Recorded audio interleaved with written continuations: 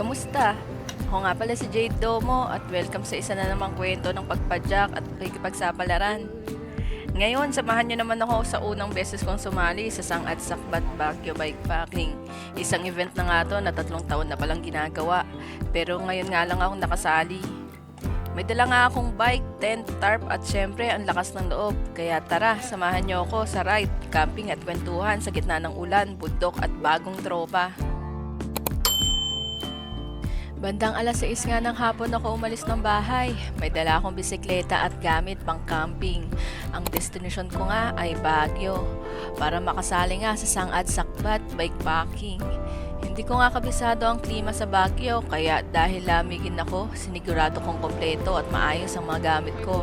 Lalo na't camping ang usapan. Maaga akong dumating sa Baguio kaya habang naghihintay ng meet-up ay nagpahinga muna ako dito sa terminal ng Victory Liner. 8:30 AM pa nga ang tagpuan pero alas 7 pa nga lang ng umaga ay gising na ako at nakisama na rin agad sa ilan sa mga sasali. Maambon na nga agad pagkagising at mukhang hindi nga talaga sisilip ang araw pero tuloy pa rin nga at wala nang atrasan. Sa Camp Janhe nga ang tagpuan. Doon ko nga unang nakilala ang iba pang riders, pati na nga ang mga organizers. Maikli lang ang pagpapakilala ng bawat isa, tapos agad kaming nag-roll out. Unang stop, Baguio City Hall. May courtesy call nga muna kami kay Mayor. Pagdating namin may pakape at pandesal. Perfect sa malamig na umaga. At syempre, parte na ng ride ang pagkuha ng litrato. Kuhanan mo ng litrato ang bawat sandali dahil ang oras ay hindi na muling babalik pero ang alaala ay mananatili. Alas 9 ng umaga nang nagsimula talaga ang ride. Pagkalagpas nga ng City Hall, sinalubog na agad kami ng trapiko. At kasabay pa nito, lumakas pa ang ulan kaya ingat sa bawat pagpadyak. Pero relax lang ang pacing ng grupo. Hindi nga ito karera. Ang mahalaga, ang experience, hindi ang bilis. May ilang bahagi ng ruta na bawal magbike kaya binuhat o tinulak na nga lang namin ang mga bisikleta. Sa unang 20 kilometro, karamihan nga ipababa. May konting paahon kaya medyo komportable pa din sa simula.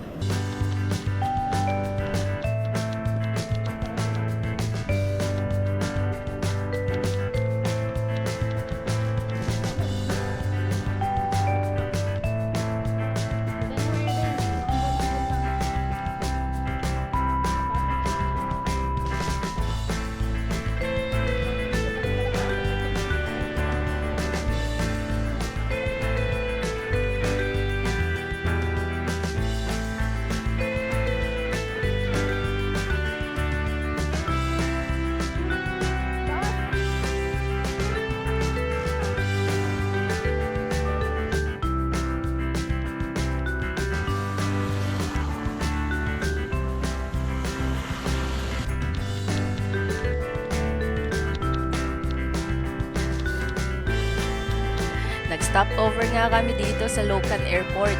Dating balak gawing main airport ng Baguio. Pero dahil sa maikling runway, hindi ito natuloy. Ngayon nga ay ginagamit na lang ito for emergency landings or relief drops. Our hearts beat to the city streets. We began to feel the fire. We rise like tall buildings as the chemicals that take us higher. The night's young, it has just begun as she puts her hand in mine. Pero dito na nga rin talaga nagsimula ang seryosong ahunan.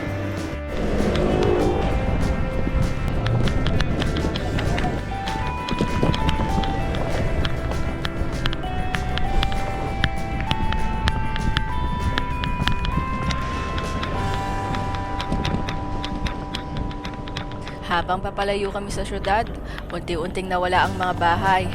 Puno, bundok at wag na nga lang ang paligid. Lumalakas din ang ulan, madulas na nga ang daan. Kaya nga hanggat maaari, ako ay nagdahan-dahan.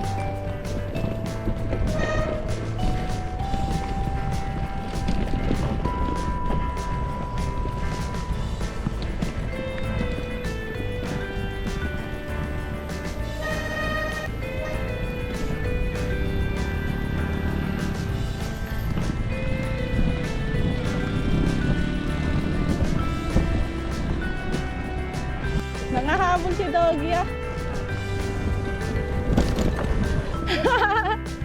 Nangahabol eh.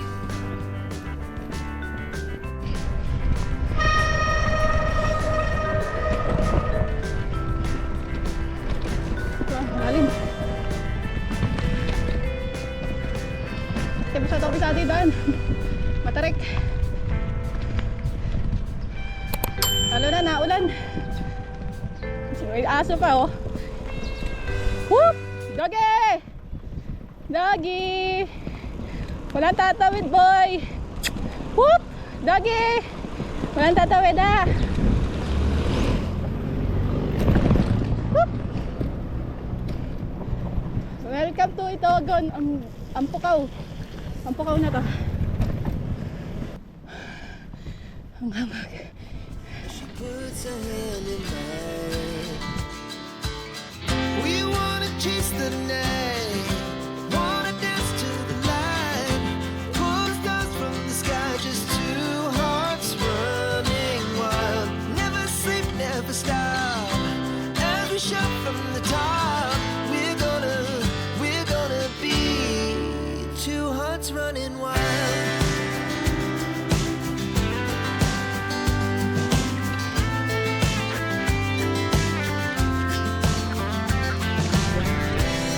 Now the morning is the afternoon.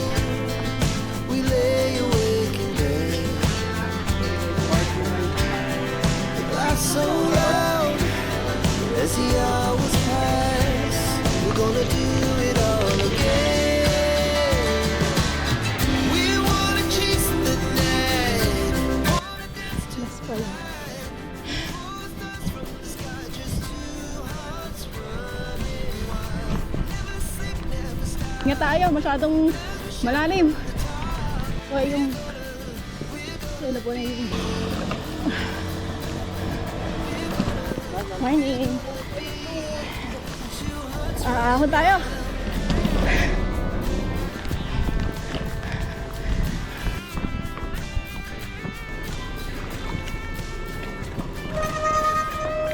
Morning!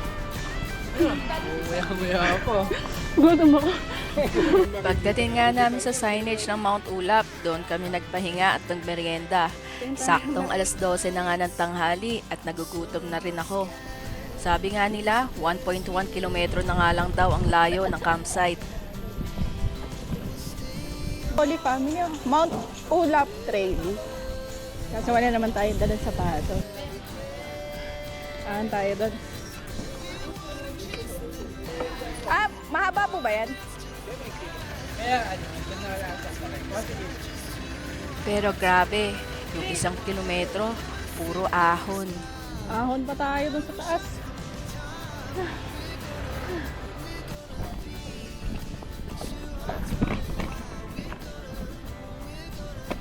Matarik.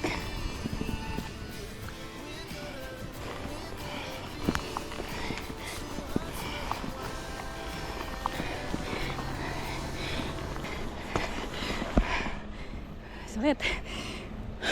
Ilang beses akong tumukod. May mga parteng tinutulak ko na nga lang ang bike paakyat.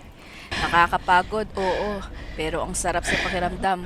Kasi alam mong malapit ka na. Sasakyan dito, nakatagilid na eh. Yung bike, nakahiga. Tarek. Tulak tayo na. Pero naglalakad tayo.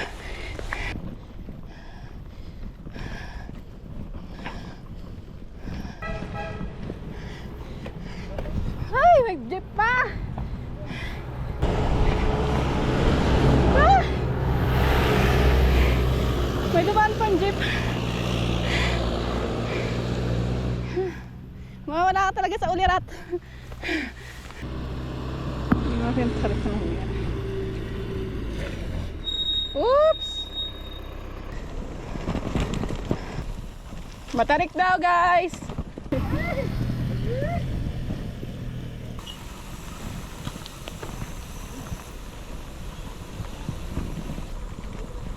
Para hindi kaya ng utak ko to. Wait lang. Hindi kaya ng utak ko. Ha? Nalulula ako.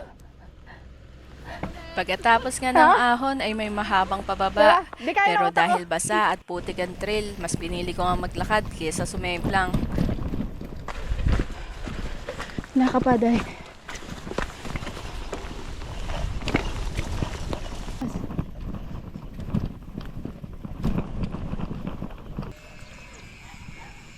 Asang yung sa campsite na. Camp jag. Guys. Pagdating sa campsite, may mainit na pagkain. Salamat sa organizers, ramdam na ramdam mo ang hospitality nila. Sa food, tapos sa sharing sa can.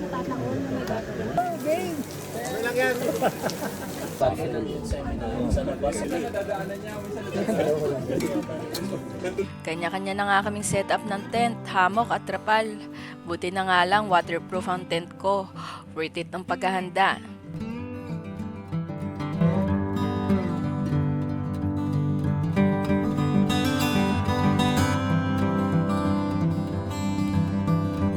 Ang sarap ng gantong buhay. Simpleng saya pero tagos sa loob. Bandang hapon, dumilim ulit. Nagkaroon ng maikling programa, kwentuhan, sharing na experiences, at nakaka-inspire pakinggan ng iba. May galing Mindanao, may first-timer tulad ko, at may sumasali taon-taon.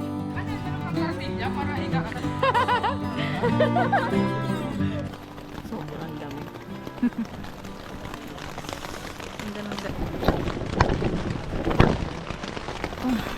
Mahalit lang.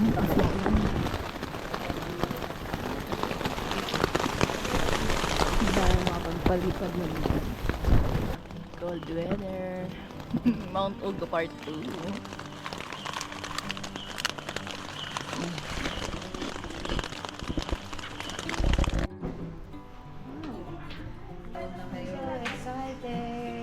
Dapat iyan, no? Ayun na ang boys. Welcome everyone. Ay, sorry po. Wow, chicken! Paano pala?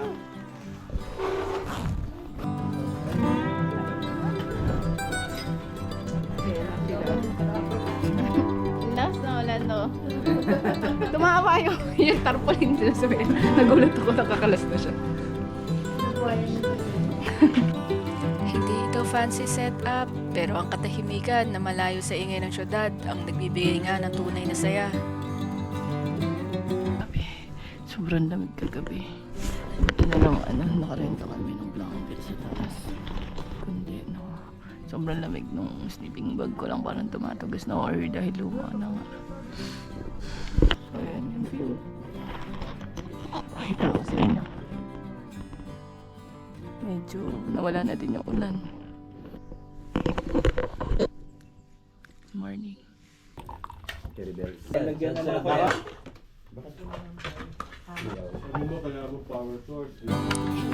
Hindi nga natuloy ang akyat sa Mount Ulap. Umulan buong gabi at hanggang umaga umaambon pa rin. Sarado ang trail kaya cancelled nga ang plano. Pero okay lang, ang importante masaya pa rin. Naglakad-lakad na nga lang kami ng mga friends ko nang hanap ng makakainan. Kahit noodles lang o kape, solve na.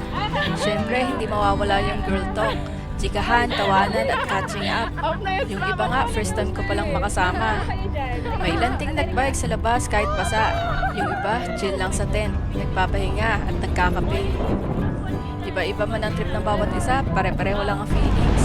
Relax and good vibes. Mount Ulap. Makikikain kami. Hello, doggy! Puputi ng mga aso dito.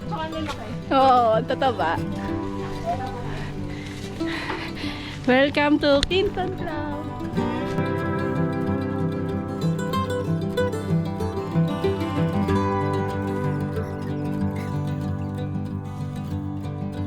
Thank you sa mga riders namin, guys! Ay, magkasundo si Nerika? Malamig pa din. Welcome to, red light. Red light tayo. Ang lamig, boy. May Christmas tree na rito kahit ano pa lang. Ano bang buwan na? May!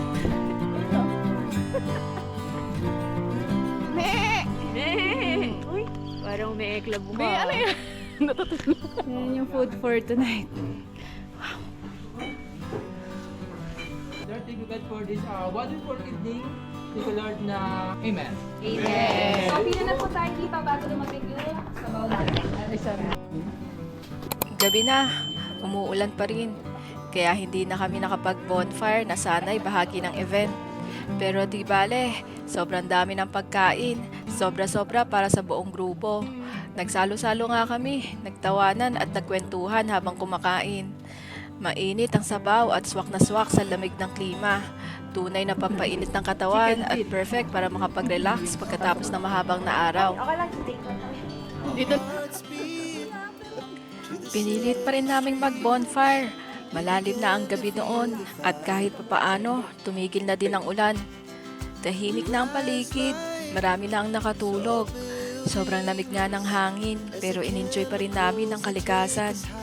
Habang nakapalibot sa apoy, may marshmallow, may lokal na tugtugin at syempre, kumakain kami ng mga pagkain kutkutin.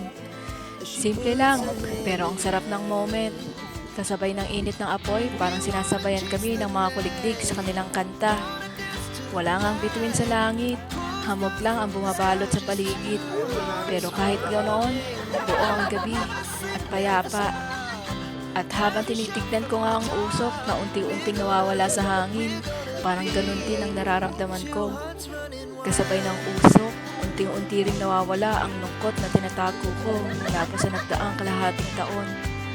Mga bagay na matagal ko nang kinikimkim, mga tanong na hindi ko masabi, mga bigat na hindi ko maikwento kahit kanino.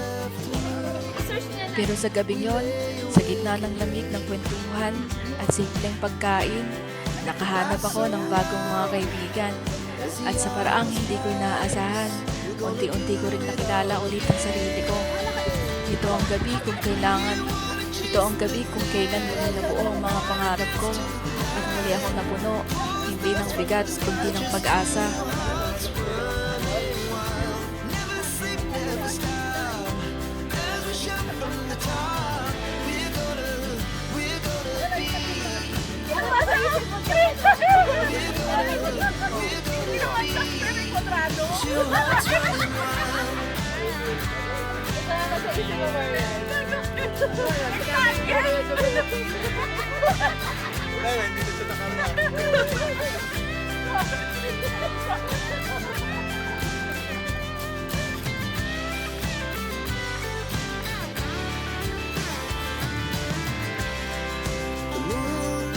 Siguro hanggang dito na lang muna ang kwento ko.